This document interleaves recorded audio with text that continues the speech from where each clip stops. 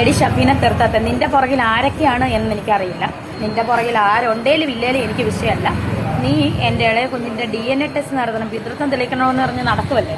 നീ ഒരു കാര്യം ചെയ്യും, ഞാൻ ഈ പറഞ്ഞ പോലെ നീ അത് ചെയ്ത് കാണിക്കും. നീ കാണിക്കണം. നീ പെണ്ണാണെങ്കിൽ നീ നല്ല തന്തയ്ക്ക് പറഞ്ഞവളാണ്, നീ കാണിക്കണോടി. നീ DNA ടെസ്റ്റ് എടുപ്പിക്കണം കേട്ടോ. DNA ടെസ്റ്റ് ഞാൻ എടുപ്പിക്കണം. അത് നേരത്തെ എന്തോ പറഞ്ഞിട്ടുണ്ടായിരിക്കും, അതെടുത്തിട്ടുണ്ടേ. നിന്റെ ഇളയ കുഞ്ഞാ, അപ്പൊ നിനക്ക് വേറെ മക്കളുണ്ടേനു? വേറെ എവിടെയെങ്കിലും പോയി കുറ്റി ഒപ്പിച്ച് നീ ഒരെണ്ണത്തിന് ഒപ്പിച്ചു വെച്ചിട്ടുണ്ട്? അങ്ങനെയുണ്ട് ഇളയ കുഞ്ഞ്.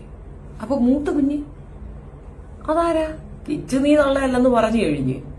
കിച്ചുവിനെ വളർത്തിയത് അവരുടെ അച്ചമ്മയാണെന്ന് അച്ചമ്മയും അവനും കൂടെ ചേർന്നൊരു വീഡിയോ ഇട്ടിട്ടുണ്ട്. അത് ഞാൻ കണ്ടു. അത് കഴിഞ്ഞിട്ട് ഞാൻ കാണിച്ചു തരാം. അങ്ങനെ പറഞ്ഞിട്ടുണ്ട്. പിന്നെ ഈ ഇളയ കുഞ്ഞ് എന്ന് പറയുമ്പോൾ നിനക്ക് മൂത്തത് വേറെ കുഞ്ഞുങ്ങളുണ്ടോ? മൊത്തം കൺഫ്യൂഷൻ ആയില്ല ശിവനെ.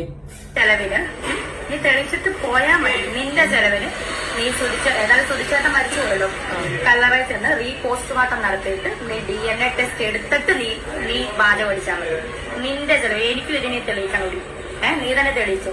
നീ ഒരു കാര്യം ചെയ്യും, നീ ഏതായാലും മരിച്ചവരുടെ DNA ടെസ്റ്റ് ചെയ്യണമെങ്കിൽ പോസ്റ്റ്മോർട്ടം ചെയ്യുന്നല്ലോ, കുഴി മാന്തണമല്ലോ. അപ്പൊ നീ അങ്ങനെ നിന്റെ ഇതില് നിന്റെ റിസ്കില് നീ തന്നെ ചെയ്യണം കേട്ടോടി. കൊള്ളിത്താത്ത എടി, കളവ് പറയണത് നീ. കള്ളിന്ന് നീ എന്നെ വിളിച്ചത് എങ്ങനെയടി ശരിയാവുക? അല്ല, അതെല്ലാം പൊട്ട് നീ ഇത്ര ലോ ആയിരുന്ന?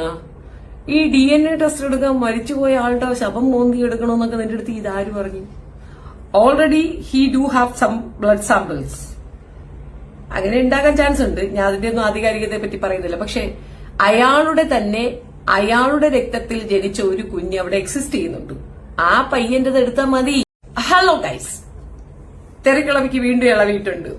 അല്ലണ്ണേ, നിനക്ക് എന്ത്?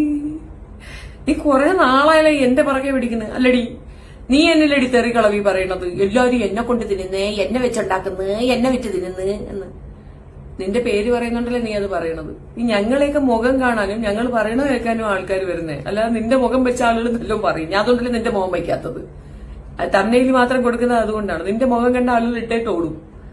എനിവേ, നീ ആ പറഞ്ഞ പോയിന്റ് ഞാൻ തിരിച്ചങ്ങോട്ട് വെക്കണം. നീ കുറെ ദിവസമായിട്ട് ചൈനവി എന്ന് പറഞ്ഞോണ്ടിരിക്കുന്നുണ്ടല്ലോ. അപ്പൊ നീ എന്നെ കൊണ്ടാ തിരുന്നേ, ഞാൻ തരുന്ന ഞമ്മ ഇതൊക്കെ പറയാനുള്ള യോഗ്യതയുണ്ട്. എന്തെങ്കിലും ആട്ടെ.